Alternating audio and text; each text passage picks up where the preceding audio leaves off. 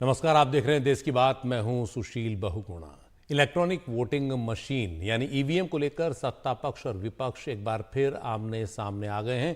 ताजा मामला Mumbai north west seat से जुड़ा है, जहां शिवसेना शिंदे गुट के रविंद्र वायकर ने महज 48 वोटों से जीत हासिल की थी। आरोप है कि वायकर के एक रिश्तेदार के पास काउंटिंग के दौरान मोबाइल फोन था और उसने उस मोबाइल से ईवीएम को अनलॉक किया, ये आरोप है। इस मामले में मुंबई पुलिस ने आरोपी के खिलाफ एफआईआर दर्ज की है। यहीं से इस मामले में बयानबाजी और वार पलटवार का सिलसिला तेज हुआ है। इस बीच टेस्ला और एक्स समेत कई बड़ी कंपनियों के मालिक इलॉन मस्क का एक ट्वीट सामने आया है। मस्क ने सोशल मीडिया एक्स पर लिखा कि ईवीएम को खत्म कर दिया जाना चाहिए, क्योंकि मानव या एआई यानी आर्टिफिशियल इंटेलिजेंस के जरिए इसे हैक किए जाने का जोखिम अब भी बहुत ज्यादा है। मस्क ने प्यूर्टो रिको के प्राथमिक चुनावों का भी जिक्र किया, जहां कथित तौर पर मतदान में अनियमितताएं सामने आई थीं, और इसके बाद कांग्रेस नेता और सांसद राहुल गांधी ने भी एक ट्वीट किया, ईवीएम को लेकर सवाल उठाए। उन्होंने लिखा, भारत में ईवीएम एक ब्लैक बॉक्स है और किसी को भी मशीनों की जांच करने की अनुमति नहीं है। हमारी चुनाव प्रक्रिया में पारदर्शिता को लेकर गंभीर चिंताएं जताई जा रही हैं। जब संस्थाओं में जवाबदेही की कमी होती है तो लोकतंत्र एक दिखावा बन जाता है और धोखाधड़ी की संभावना बढ़ जाती है। उधर केंद्रीय मंत्री रामदास अठावले ने राहुल गांधी को इस मसले पर जवाब दिया। उन्होंने कहा, इलॉन मस्क के इस ट्वीट पर केंद्रीय मंत्री राजीव चंद्रशेखर ने भी ट्वीट कर पलटवार किया। उन्होंने लिखा, तो क्या राजीव चंद्रशेखर ने लिखा वो हम सुनेंगे। पहले सुनते हैं कि रामदास अठावले ने क्या कहा। मुझे लगता है कि अगर ईवीएम को अगर हैक किया होगा तो राहुल गांधी के लोगों ने किया होगा। मतलब मुझे लगता है कि उनको तो मतलब इतनी कम सीटें पूरा मीडिया ने दिखा रहा था, लेकिन उनको जो ज़्यादा सीटें मिली है, इसका मतलब इन लोगों ने कुछ गड़बड़ी की है। अगर हम बहुत ज़्यादा सीटें हमको मिलती थी तो, लेकिन ऐसा ईवीएम मशीन राहुल गांधी के लोगों ने लाई है, ये कोई मोदी साहब ने नहीं लाई है। कांग्रेस के सरकार के कार्यकाल में ईवीएम मशीन आई है। तो ईवीएम मशीन जो किसी ने दिखाया होगा, ऐसा अनलॉक हो सकता है, लेकिन उनके पास मशीन तो पहुंचनी चाहिए। मशीन तो पुलिस के कंट्रोल में होती है और मशीन की पूरी सुरक्षा की जाती है, वहाँ कोई पॉलिटिक्स का विषय आता नहीं है। तो ईवीएम को लेकर इलॉन मस्क के ट्वीट से एक नई बहस छिड़ गई है। केंद्रीय मंत्री राजीव चंद्रशेखर ने भी एक ट्वीट किया और इलॉन मस्क को जवाब दिया है। उन्होंने लिखा, भारतीय ईवीएम कस्टम डिजाइन, सुरक्षित और किसी भी नेटवर्क या मीडिया से अलग है। कोई कनेक्टिविटी नहीं, कोई ब्लूटूथ, वाईफाई और इंटरनेट नहीं, यानी इसमें कोई रास्ता ही नहीं है कि इसे किसी तरह से हैक किया जा सके। तो ये जो नया मसला उठा है, इससे ठीक पहले एक मामला उठा है जो महाराष्ट्र से आया है, जहां ये सामने आया है कि शिवसेना शिंदे गुट के रविंद्र वायकर जो 48 वोटों से जीते, तो उनके एक करीबी रिश्तेदार ईवीएम के पास बैठे हुए थे काउंटिंग के दौरान। ये क्या मसला है, इस पर ज्यादा जानकारी के लिए हमारे सहयोगी सुजाता हमारे साथ हैं। सुजाता, ये मामला क्या है? ये जो आरोप लग रहा है कि ईवीएम के पास रविंद्र वायकर के एक रिश्तेदार बैठे थे मोबाइल फोन लेकर, वो क्यों गए? क्या वो पोलिंग एजेंट थे? क्या उनकी तलाशी नहीं हुई? और इस मामले में पुलिस क्या कर रही है?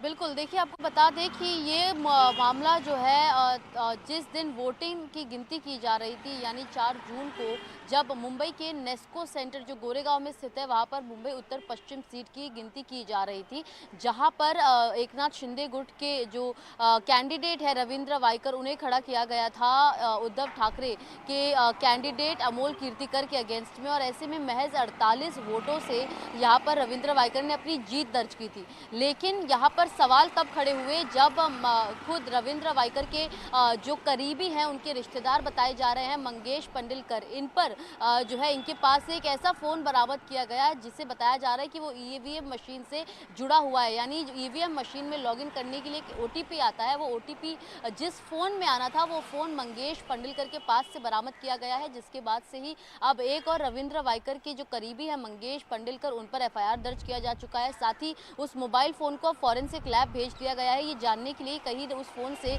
और किन किन जो है एक्शंस लिया गया था और क्या कुछ काम के लिए उस फ़ोन का इस्तेमाल किया गया था। इसी के साथ नेस्को सेंटर के तमाम सीसीटीवी फुटेजेस को इस समय खंगाला जा रहा है, ये समझने के लिए कि आखिर फ़ोन का मूवमेंट क्या है। वंदना सूर्यवंशी जो कलेक्टर ऑफिस के अधिकारी है, उन्होंने आज प्रेस कॉन्फ्रेंस में ये बताया कि ईवीएम मशीन में लॉगिन करने के लिए ओटीपी का जो है इस्तेमाल नहीं किया जा सकता। हालांकि वहां पर फिर भी उस दायरे में एक और जहां वोटिंग मशीन के आसपास मोबाइल फोन्स अलाउड नहीं होते, उसके बावजूद ऐसा रविंद्र वाइकर ने आज ही कुछ समय पहले अपने बाइट में कहा है कि उस समय उस पूरे काउंटिंग सेंटर पर कई लोगों के पास उस वोटिंग मशीन के आसपास फ़ोन का इस्तेमाल किया जा रहा था, जिसके चलते सवाल कई खड़े हो रहे हैं। और ऐसे में रविंद्र वाइकर महज 48 वोटों से आखिरी मोमेंट पर उनकी जीत जो है वो सामने आई थी, जिसके चलते एक और वोटिंग मशीन के मैनिपुलेशन को लेकर वही दूसरी तरफ इस समय मंगेश पंडिलकर जिनके पास से जो फ़ोन बरामद हुआ है उसके फॉरेंसिक जांच के बाद क्या कुछ मामला सामने आता है, क्या सच में फेरबदल की गई थी या फिर लॉगिन किया गया था वोटिंग मशीन में, ये समझने के लिए इस समय हालांकि जो कार्रवाई है वो शुरू की जा चुकी है। हालांकि वंदना सूर्यवंशी का कहना है कि इस समय जो सीसीटीवी फुटेजेस है नेस्को सेंटर के वो किसी को नहीं दिए जा सकते जब तक कोर्ट से ऑर्डर नहीं आता कि मुंबई पुलिस को वो सीसीटीवी फुटेजेस सौंपे जाए, जिसके बाद से आगे की जांच की जाएगी। जी बहुत बहुत शुक्रिया सुजाता इस पूरी जानकारी के लिए। तो ईवीएम पर इलॉन मस्क का बयान और दुनिया भर में इस पर बहस, इस सब पर ज्यादा जानकारी दे रहे हैं हमारे सहयोगी Uma Shankar Singh. Electronic voting machine यानी ईवीएम को लेकर जो एलन मस्क का बयान आया है, उसके बाद ईवीएम को लेकर बहस फिर से तेज हो गई है। मस्क ने कहा है कि हालांकि ईवीएम को इंसानों या आर्टिफिशियल इंटेलिजेंस के जरिए हैक किए जाने का जो खतरा है वो बहुत ही कम है, लेकिन फिर भी इसकी आशंका इतनी अधिक है कि इसका इस्तेमाल जो है वो खत्म कर देना चाहिए, ईवीएम का इस्तेमाल जो है वो नहीं होना चाहिए। मस्क ने अपना ये जो एक्स पोस्ट है वो अमेरिकी राष्ट्रपति पद के लिए जो निर्दलीय उम्मीदवार हैं रॉबर्ट एफ कैनेडी, उनके पोस्ट के ऊपर लिखा। कैनेडी जूनियर ने अपने पोस्ट में पुर्टो रिको प्राइमरीज में इलेक्ट्रॉनिक वोटिंग मशीन के जरिए जो वोटिंग में गड़बड़ी पाई गई और उसका उन्होंने हवाला दिया है और कहा है कि पेपर ट्रेल के जरिए ही उन गड़बड़ियों को दूर किया जा सका। अगर पेपर ट्रेल नहीं होता तो गड़बड़ी दूर नहीं होती, ये उन्होंने लिखा। और साथ ही ये भी लिखा कि जहां पेपर ट्रेल नहीं होता है सोचिए वहां क्या होता होगा। उन्होंने अमेरिकी वोटरों से यह भी कहा कि उनके लिए जानना जरूरी है कि उनके हर वोट की जो है वो सही गिनती हो और उसमें किसी तरह से कोई सेंध न लगाई जा सके, ये बात सुनिश्चित किया जाना जरूरी है।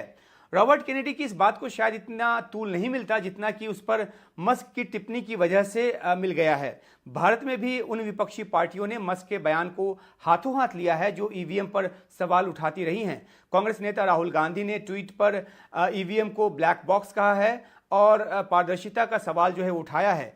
कई और विपक्षी दल के नेता भी जो हैं वो इस बहस में कूद पड़े हैं। इनमें से कई ऐसी पार्टियां हैं, कई ऐसे नेता हैं जो बैलेट पेपर के जरिए जो चुनाव कराने की जो मांग है वो करते रहे हैं। हालांकि भारत का चुनाव आयोग बार बार ये दलील देता रहा है कि ईवीएम में कोई गड़बड़ी नहीं है। मस्क का जो पोस्ट है उस पर भारत के पूर्व मंत्री राजीव चंद्रशेखर ने आपत्ति जताते हुए लिखा कि इस तरह का जो स्वीपिंग स्टेटमेंट है वो नहीं दिया जाना चाहिए, ये गलत है। ये भी कहा कि मस्क का जो बयान है वो अमेरिका के संदर्भ में सही हो सकता है, लेकिन भारत में जो ईवीएम है वो पूरी तरह से सुरक्षित है। इस पोस्ट के जवाब में, राजीव चंद्रशेखर के इस पोस्ट के जवाब में मस्क ने लिख दिया कि किसी भी चीज को हैक किया जा सकता है। जाहिर सी बात है कि मस्क ने आग में और घी डाल दिया है। भारत में तो इस बहस ने तूल पकड़ ही लिया है, लेकिन यह भी जानना जरूरी है कि अमेरिका में ईवीएम कितना बड़ा मुद्दा है भी या नहीं, ईवीएम कितने बड़े पैमाने पर वहां इस्तेमाल होता है या नहीं होता है। दरअसल अमेरिका में बड़े पैमाने पर पेपर बैलेट ही इस्तेमाल होता है, फिर भी वोटरों का जो एक हिस्सा है जहां वो रहते हैं वहां पे इलेक्ट्रॉनिक वोटिंग मशीन इस्तेमाल किया जाता है। वेरीफाइड वोटिंग नामक जो संस्था है उसकी जो 2022 में जारी एक रिपोर्ट है, उसका जो डाटा है उसके मुताबिक 70% अमेरिकी जो हैं वो पेपर बैलेट पर हाथ से ठप्पा लगाकर वोट देते हैं और इन पेपर बैलेट्स की जो गिनती है वो इलेक्ट्रॉनिक स्कैनर के जरिए होती है, यानी कि मशीन वहां पर भी है। हाथों से गिनती कभी कभार ही होती है। इसके अलावा 23% जो वोटर हैं वो बैलेट मार्किंग डिवाइस का इस्तेमाल करते हैं और ये इसमें जो वोटर है वो इलेक्ट्रॉनिक तरीके से वोट करते हैं, लेकिन इसका जो एक पेपर ट्रेल है वो होता है जिसे दूसरी मशीन द्वारा स्कैन करके गिना जाता है। 7% ऐसे अमेरिकी वोटर हैं जो डायरेक्ट रिकॉर्डिंग इलेक्ट्रॉनिक मशीन यानी कि DRE का इस्तेमाल करते हैं, जिसमें पेपर ट्रेल हो भी सकता है और नहीं भी हो सकता है। न्यू जर्सी के 4, इंडियाना के और टेक्सास के एक जिले में अभी भी इसका इस्तेमाल होता है, जिसका कि कोई पेपर ट्रेल नहीं होता है। ऐसी मशीन का वहाँ पे अभी भी इस्तेमाल होता है। हालांकि इस तरह की मशीन का जो इस्तेमाल है वो लगातार कम से कम कमतर होता गया है और इसके पीछे की जो वजह है वो मशीनों की जो सहज तकनीकी गड़बड़ियाँ हैं वो हैं। उसके अलावा रूस और चीन जैसे देशों की तरफ से अमेरिकी वोटिंग में जो दखल की जो बात या जो आरोप सामने आता रहा है उसका खतरा भी है। हालांकि मस्क के बयान के बाद जाहिर सी बात है कि अमेरिका में भी पूरी तरह से पेपर बैलेट समर्थकों को जो एक नई ताकत है, जो नया बल है, वो मिल गया है। और अब बढ़ते हैं अगली खबर की ओर। जम्मू कश्मीर के राजौरी, पुंछ और डोडा इलाकों में पिछले दिनों आतंकी हमले काफी बढ़ गए। इस सब को देखते हुए केंद्र सरकार काफी अब सक्रिय है, चिंतित भी है। इस मामले में गृह मंत्री अमित शाह की अध्यक्षता में आज एक उच्च स्तरीय बैठक हुई, जिसमें राष्ट्रीय सुरक्षा सलाहकार अजीत डोभाल, जम्मू कश्मीर के उपराज्यपाल मनोज सिन्हा, गृह सचिव, सेना, CRPF के शीर्ष अधिकारी और इंटेलिजेंस के जो अधिकारी हैं वो मौजूद थे। उस बैठक में गृह मंत्री अमित शाह ने कहा कि आतंकवाद से निपटने में अब कोई कोर कसर इस मामले में नहीं छोड़ी जानी चाहिए। क्या कुछ इस बैठक में हुआ, ज्यादा जानकारी दे रही हैं हमारी सहयोगी नीता शर्मा।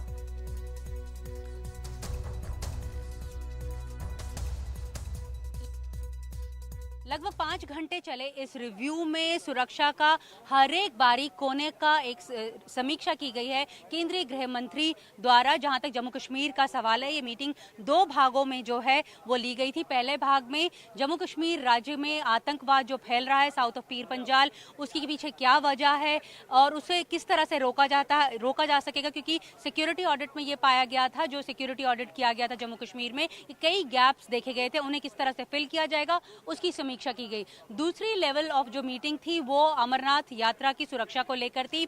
अमरनाथ यात्रा जो 29 जून को शुरू होने वाली है, 52 दिन तक चलेगी, उस लिहाज से कि किस तरह से श्रद्धालुओं को सुरक्षा दी जाएगी, किस तरह से पूरा का पूरा जो लेआउट है, प्लान जो एरिया है उसे किस तरह से सर्वेलेंस किया जाएगा, उसके ऊपर चर्चा की गई।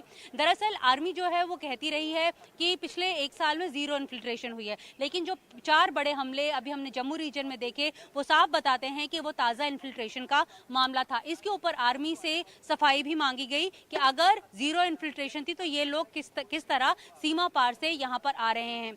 अब जो जितनी भी एजेंसीज वहाँ पर ऑपरेट कर रही हैं जम्मू कश्मीर में, उन्हें बोला गया है कि जो गैप्स जिसके बारे में इस मीटिंग में चर्चा हुई उसके बारे में वो जमीनी स्तर पर जाकर उन गैप्स को फिल करने की कोशिश करे, ताकि इस तरह की आतंकी वारदातें जो हैं जो पिछले हफ्ते में हमने देखी वो आगे ना हो। नई दिल्ली से कैमरा पर्सन मोहम्मद मुरसलीन के साथ नीता शर्मा, NDTV इंडिया के लिए।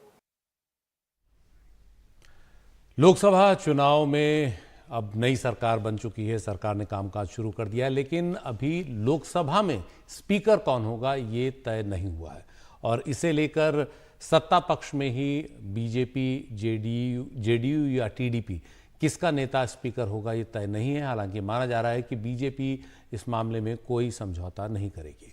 उधर कांग्रेस का कहना है कि ये जो मामला है स्पीकर का, इसमें जो सहयोगी दल हैं बीजेपी के, उन्हें कमज़ोर नहीं पड़ना चाहिए। और ये भी कांग्रेस का कहना है कि अगर स्पीकर का पद सत्ता पक्ष को मिलता है तो डिप्टी स्पीकर का पद विपक्ष को मिलना चाहिए।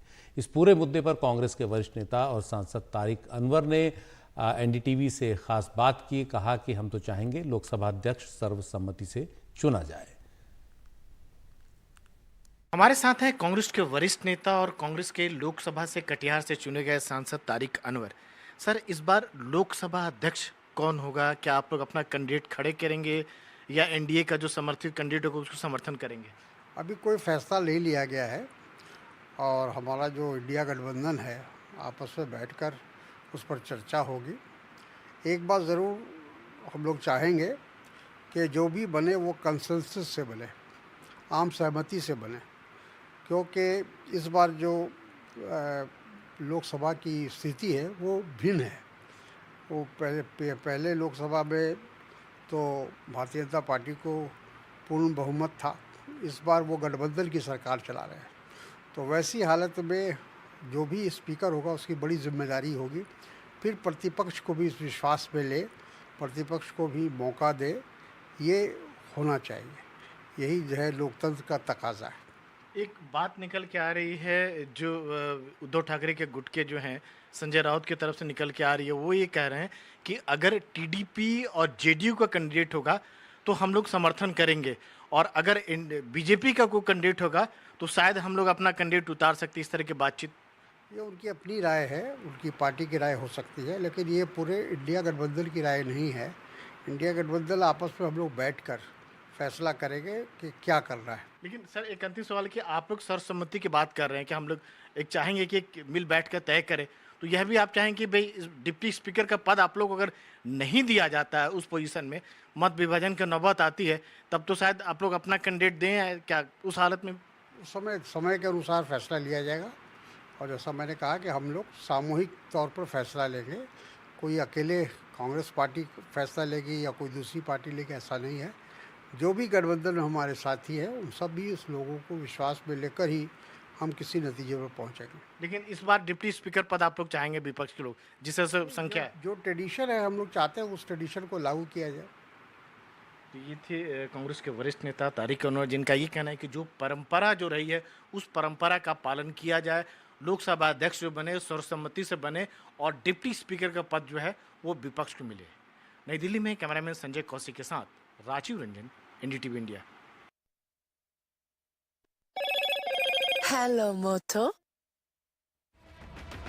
मोटोरोला भारत का सबसे अच्छा 5G smartphone brand. Motorola presents question of the day.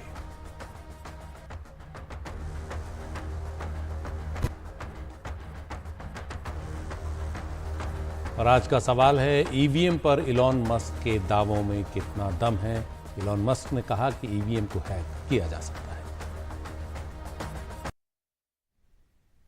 और अब बात भीषण गर्मी की। उत्तर भारत के कई इलाकों में, बल्कि पूरे भारत के कई इलाकों में इन दिनों भीषण गर्मी का कहर है। लू की स्थितियां बनी हुई हैं, यानी हीट वेव की स्थितियां बनी हुई हैं। दिल्ली में इस भीषण गर्मी के बीच जल संकट ने लोगों को और परेशान किया हुआ है। लोग टैंकरों का इंतजार कर रहे हैं कई जगहों पर, और कई जगह टैंकर माफिया जो है वो भी हावी है। टैंकरों का पानी लोगों के लिए पूरा नहीं पड़ रहा है। टैंकरों से पानी लेने के लिए लंबी लंबी कतारें नजर आ रही हैं। और ये जो तस्वीरें आप देख रहे हैं, ये विरोध प्रदर्शन के हैं जो बीजेपी ने दिल्ली की आप सरकार के खिलाफ किया है। ये मटका फोड़ प्रदर्शन है। समस्या का समाधान तो नहीं, लेकिन प्रदर्शन है। और इस प्रदर्शन में बीजेपी का आरोप है कि आप सरकार दिल्ली में पानी का इंतजाम लोगों के लिए नहीं कर पाई है। हालांकि ये तथ्य है कि दिल्ली में पानी का इंतजाम अकेले आप सरकार के बस का नहीं है। इसमें केंद्र सरकार की भी भूमिका है, हरियाणा सरकार की भूमिका है, और हिमाचल प्रदेश की भी भूमिका है। और यही वजह है कि आपने आज इस सिलसिले में केंद्र सरकार से गुहार लगाई है कि वो मदद को आगे आए। दिल्ली को जो पानी सप्लाई होना चाहिए वो दिल्ली को मिले।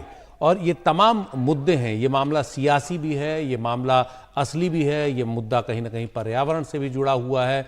पानी की किल्लत दिल्ली के लिए आने वाले दिनों में और बढ़ने वाली है। दिल्ली में जो जल संकट है वो इसलिए भी गहरा होगा कि जो भूमिगत जल है वो लगातार कम हो रहा है। तो इन सब स्थितियों के बीच इस गर्मी में ये सब तस्वीरें देखने को मिल रही हैं। अब आते हैं सियासत पर, सुनते हैं बीजेपी क्या आरोप लगा रही है आप सरकार पर। स्वाभाविक है, जब पब्लिक गुस्से में होगी तो पब्लिक तो कुछ भी कर सकती है। लेकिन मैं भारतीय जनता पार्टी के कार्यकर्ताओं को इस बात के लिए धन्यवाद दूंगा कि उन्होंने आके लोगों को कंट्रोल किया, क्योंकि ये सरकारी संपत्ति भी हमारी संपत्ति है, जनता की संपत्ति है। इसको नुकसान करने का कोई लाभ नहीं है, और न इसको नुकसान करने से कुछ हासिल होने वाला है। तो मैं लोगों से भी ये निवेदन करूंगा कि भविष्य में विरोध तो प्रकट करें लोकतांत्रिक पद्धति के अंदर, लेकिन ऐसा जिससे जनता का नुकसान हो, पब्लिक का नुकसान हो। अब ये सीसे जल बोर्ड के पैसे से आएंगे, इतने पैसे में एक और टैंकर खरीदा जा सकता था जी। तो इसीलिए ये ऐसा नुकसान नहीं करना चाहिए। आपको ये जान के दुख होगा कि एक पाइप बदली नहीं गई, और 55% दिल्ली का पानी वेस्ट हो रहा है, बर्बाद हो रहा है, और 40% पानी ये लोग बेच रहे हैं। मुश्किल से 5 से 10% पानी ही लोगों को मिल पा रहा है। ऐसी सरकार को जो लोग अगर दोनों को मिला करके देखो तो 25 साल से उनकी सरकार है दिल्ली में, उसके बाद भी दिल्ली को पानी नहीं दे पाए। पानी के मुद्दे पर यह सियासत अपनी जगह है, लेकिन तथ्य यह है कि अगर बीजेपी, कांग्रेस और आम आदमी पार्टी मिलकर बैठते तो इस मसले का हल निकाला जा सकता था। इतना मुश्किल नहीं है आने वाले दिनों में, लेकिन ये मुश्किल और बढ़ने वाली है। उधर आम आदमी पार्टी ने आरोप लगाया है कि हरियाणा में बीजेपी की सरकार दिल्ली का पानी रोकती है। वजीराबाद बैराज में एक बूंद भी पानी नहीं है। यह भी उन्होंने कहा कि बीजेपी अपने गुंडों से दिल्ली जल बोर्ड के ऑफिस में तोड़फोड़ करवा रही है। भारतीय जनता पार्टी अपनी हरियाणा की सरकार से दिल्ली का पानी रुकवाती है। आज आप वजीराबाद बैराज पे जाइए, एक बूंद पानी नहीं है। आज आप मुनक कनाल पे जाइए, 1050 की जगह 900 क्यूसेक पानी आ रहा है। अगर बीजेपी वाले दिल्ली वालों को पानी देंगे ही नहीं, वाटर ट्रीटमेंट प्लांट तक पानी पहुंचेगा ही नहीं, तो दिल्ली वालों को सप्लाई का पानी कैसे मिलेगा? रोज भारतीय जनता पार्टी के नेता टूटी हुई पाइपलाइंस के सामने फोटो खिंचवाने पहुंच जाते हैं, बाइट देने पहुंच जाते हैं। ये उनके सामने ही पानी की लाइन कैसे टूटती है? या ये भी षड्यंत्र का दूसरा हिस्सा था, जिसके तहत पानी की पाइपलाइंस को डैमेज किया जा रहा है, क्योंकि जब पानी की पाइपलाइन टूटेगी और दिल्ली जल बोर्ड वाले उसको रिपेयर करने जाएंगे तो 5-6 घंटे तक पानी की सप्लाई बंद करनी पड़ेगी। भारतीय जनता पार्टी अपने गुंडों से दिल्ली जल बोर्ड के ऑफिस में तोड़ फोड़ करवाती है, पत्थर फेंकवाती है, मटके फेंकवाती है और पूरी तरह से गुंडागर्दी करती है। छतरपुर में दिल्ली जल बोर्ड के ऑफिस पर भारतीय जनता पार्टी के नेताओं द्वारा, भारतीय जनता पार्टी के कार्यकर्ताओं द्वारा, भारतीय जनता पार्टी के गुंडों द्वारा अब लॉ एंड ऑर्डर की सिचुएशन को दिल्ली में बिगाड़ने के लिए खुले आम गुंडागर्दी और तोड़फोड़ शुरू हो गई है।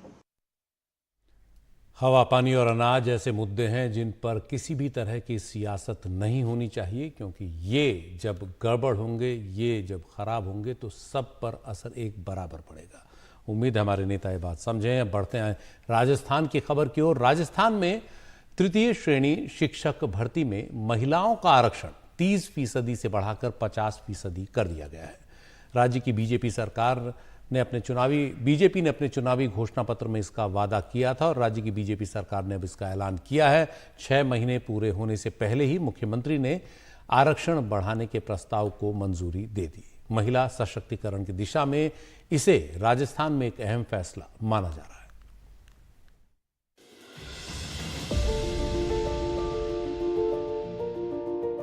राजस्थान में कक्षा 1 से 8 तक पढ़ाने के लिए तृतीय श्रेणी शिक्षकों की बहाली होती है। 2022 में तृतीय श्रेणी के 48,000 शिक्षकों की बहाली के लिए आवेदन मांगे गए थे। अब भी तृतीय श्रेणी के शिक्षकों के करीब 30,000 पद रिक्त हैं। इस बार इन भर्तियों में महिलाओं को बड़ा लाभ होने जा रहा है। उनके लिए 50% आरक्षण कर दिया गया है। सरकार का ये एक अच्छा कदम है, क्योंकि शिक्षा के क्षेत्र में हमेशा जो बालिका पीछे रही है, तो उसे आगे बढ़ाने के लिए सरकार का एक अच्छा कदम है। बहुत अच्छा है और ये ना करे हाउसवाइफ्स के लिए बहुत ज़्यादा अच्छा है, क्योंकि वो पढ़ती है फिर भी उनको पीछे रख जाता है, इसलिए बहुत अच्छी चीफ मिनिस्टर का सोच है। 3rd ग्रेड टीचर वैकेंसी में आरक्षण की सीमा को 30% से बढ़ाकर 50% करने से लड़कियां और महिलाएं खासी खुश नजर आ रही हैं। भजनलाल सरकार ने अपना एक और चुनावी वादा पूरा किया है और महिलाएं अब ये चाहती हैं कि जल्द से जल्द वैकेंसी आए ताकि इस आरक्षण का वे पूरी तरह से लाभ उठा सकें। अब देखना है कि 3rd ग्रेड टीचर की वैकेंसी कब आती है और कब सीधे तौर पे महिलाओं को इस बढ़े हुए आरक्षण सीमा का लाभ मिल पाता है। जयपुर से कैमरा सहयोगी पुष्पेंद्र तिवारी के साथ सोमू आनंद, एनडीटीवी। और फिर राजस्थान से ही एक दर्दनाक खबर आई है। यहाँ के कोटा में एक कोचिंग सेंटर में पढ़ने वाले एक छात्र ने खुदकुशी कर ली है। जिस छात्र ने खुदकुशी की वो जेईई की तैयारी कर रहा था और बिहार के मोतिहारी का रहने वाला था। 2 साल से कोटा में रहकर इंजीनियरिंग की तैयारी कर रहा था। किस वजह से उसने आत्महत्या की यह भी स्पष्ट नहीं है। आपको बता दें इस साल अब तक कोटा में 10 छात्र खुदकुशी कर चुके हैं।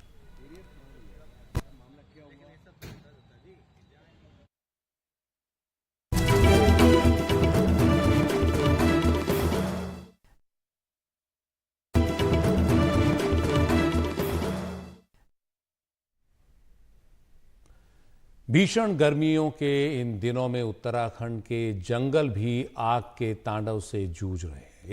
एक दिन के अंदर राज्य में 17 जगहों पर आग लगने के मामले सामने आए हैं और इस साल की बात करें तो अब तक उत्तराखंड के जंगलों में 1200 से ज़्यादा जगहों पर आग लगने की घटनाएं सामने आई हैं और इन पर काबू पाने में 10 कर्मचारियों की जान अब तक चली गई है। क्यों है ये स्थिति, क्यों उत्तराखंड के जंगलों में आग लग रही है, देखिए हमारे सहयोगी की ये रिपोर्ट।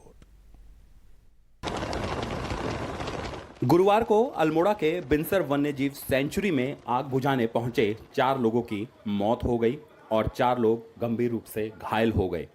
बेहतर इलाज के लिए घायलों को एयरलिफ्ट कर दिल्ली भेजा गया। उत्तराखंड के जंगलों में आग के आंकड़े देखें तो एक दिन में ही 17 जगहों पर आग लगने की घटनाएं हुई। इस साल अब तक 1237 जगह आग लगी। साल 2024 में जंगलों में आग से 1691 हेक्टेयर प्रभावित हुए। इस साल 10 लोगों की जंगलों में आग बुझाने के दौरान मौत हुई। गढ़वाल में 530, कुमाऊं में 596 और रिजर्व फॉरेस्ट में आग लगने की 111 घटनाएं हुई। वनकर्मियों की मौत के मामले में सरकार ने वन विभाग के अधिकारियों और कर्मचारियों पर कार्रवाई की है। अच्छे से अच्छा जो इलाज है उनके लिए हो, भगवान से प्रार्थना करते हैं कि जल्दी से जल्दी वो स्वस्थ हों।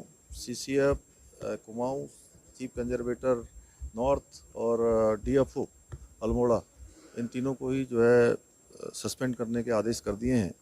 और इसमें सीधे सीधे चेतावनी है, क्योंकि मैं लंबे समय से हम लोग लगातार ये कहते रहे हैं कि हमारे जो उच्चाधिकारी हैं वो धरातल पर चीज़ों को देखें, उनको जाकर देखें, किसी प्रकार की कोई लापरवाही न बरतें। आग बुझाने के दौरान जिस तरह कर्मचारियों की मौत हो रही है, उससे वन विभाग और राज्य सरकार के कामकाज और रवैये पे उंगली उठ रही है। सवाल है कि कर्मचारियों की सुरक्षा का ध्यान क्यों नहीं रखा गया और आग बुझाने वाले कर्मचारियों को कम संसाधनों के साथ मौके पर क्यों भेजा गया। देहरादून से एनडीटीवी इंडिया के लिए किशोर रावत की रिपोर्ट। और बात टेक्नोलॉजी की, ये अच्छा नहीं होगा अगर आपके टेक्नोलॉजी से जुड़े सभी सवालों का जवाब देने वाला कोई हो। खैर चिंता न करें, क्योंकि हमारे टेक एक्सपर्ट गौरव उर्फ टेक्निकल गुरुजी आपके सभी सवालों का जवाब देने के लिए यहाँ हैं। So guys, there we have it. Now this is the best and my personal favorite section. आपको पता है it's called Ask TG and यहाँ पे my responsibility is to answer all your questions जो भी आपने पूछे होते हैं अलग अलग अपने gadgets के बारे में। I'll give you all the answers. Let's see the kind of questions we have for this week's episode.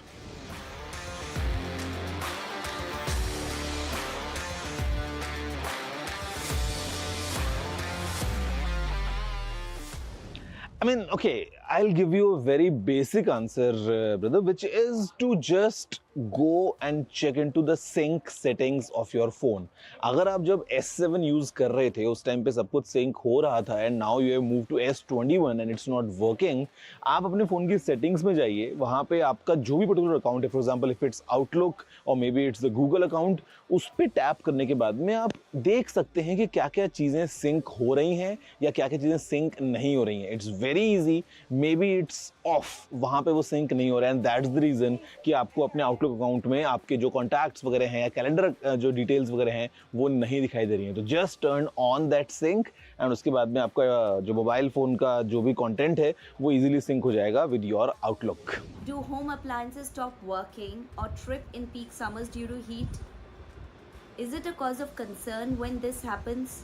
See, yes, it depends because sometimes if you talk about excessive heating, मतलब जहाँ पे बहुत ज़्यादा temperature बढ़ चुका है और आप जानते हैं कि कोई भी अगर अप्लायंस होगा while it's working, वहाँ पे भी आपको टेम्परेचर बढ़ता हुआ दिखाई देता है. And let's say you talk about an air conditioner जहाँ पे एक आउटडोर यूनिट है, वो ऑलरेडी धूप में है, बहुत ज़्यादा गर्मी है एंड वो भी लगातार काम कर रही है, तो under certain scenarios you might face this issue कि जो आपके अप्लायंसेज हैं वो ठीक से काम ना करें जैसा अज्यूम कर रहे हैं कि वो काम करेंगे. हो सकता है वो प्रॉपर फंक्शनैलिटी आपको ना दें या हो सकता है काम करना बंद कर दें या खराब हो जाएं. एक्सट्रीम टेम्परेचर्स में this is definitely a possibility. Do hard drives stop working if you don't use them for a long time? I have a hard drive that just won't work. I'm using it after 6 years. See, I would recommend कि आप अगर एक hard drive use करते हैं ना, you periodically plug it in और आप उसको यूज करते रहें because 6 years to be honest is a long time duration. Second thing is because hard drives they are a mechanical device जहाँ पे moving parts होते हैं, चीज़ें spin करती हैं, तो हो सकता है over time because of dust या maybe some other breakdowns वो mechanically अगर काम नहीं कर रही है and that's the reason.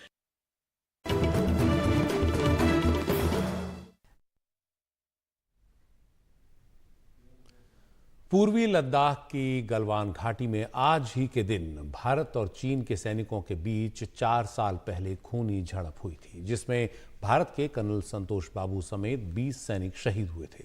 चीन को भी इसमें काफी नुकसान हुआ था. भारत की जवाबी कार्रवाई में 45 से ज्यादा चीनी सैनिक मारे गए.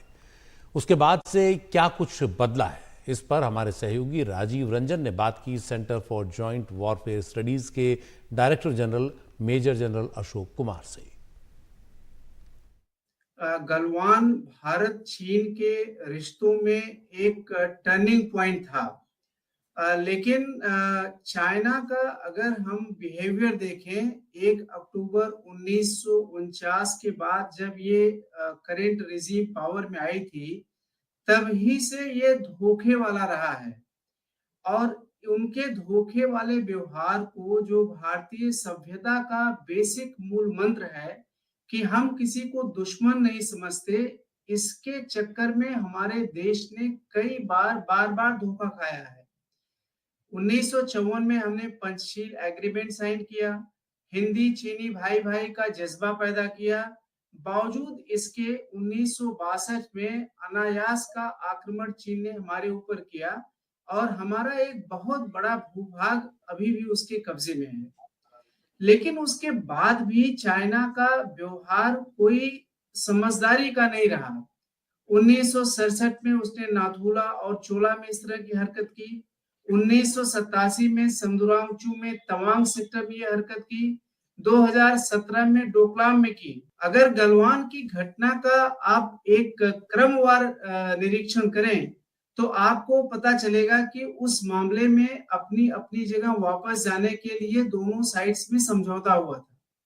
और 14 जून को कर्नल संतोष बाबू जो सीओ थे उस बिहार यूनिट के, अपने कुछ एक जवानों के साथ में गए थे ये देखने के लिए कि क्या चीन अपने वादे और एग्रीमेंट के तहत पीछे चला गया है कि नहीं. और वह जाकर उनको आश्चर्य हुआ कि चाइना ने अपने वादे का, अपने एग्रीमेंट का कोई मान नहीं रखा है और एक झूठा सा आवरण दिखा के वो पीछे हट रहा है, वापस उसी जगह आ गया. बावजूद इसके कि चाइना ने बहुत से घातक अस्त्रों का वहां पे जमावड़ा कर रखा था. इनफैक्ट उन्होंने इलेक्ट्रॉनिक टेजर्स का इस्तेमाल कर रखा था, जिसका जो वोल्टेज उसमें इस्तेमाल उन्होंने की थी वो इंटरनेशनल रूल्स में ही प्रोहिबिटेड है और वो लोगों के प्राण ले सकते हैं. और उससे उन्होंने एक बार हमला किया हमारे सैनिकों ने, और हमारे सैनिकों ने भारत के एग्रीमेंट का मान रखते हुए अपनी जान गंवाई, बहादुरी से लड़े, लेकिन उसका एग्रीमेंट को नहीं तोड़ा. यह जज्बा बहुत काबिले तारीफ है, लेकिन मैं अपने तरफ से न्याय नहीं कर पाऊंगा अगर मैं ये कहने से रुक जाऊं कि हमें जरूरत है कि हम चीन को उसी क्वाइन में जवाब दें जिस क्वाइन में वह हमसे बिजनेस करता है या हमको डील करता है.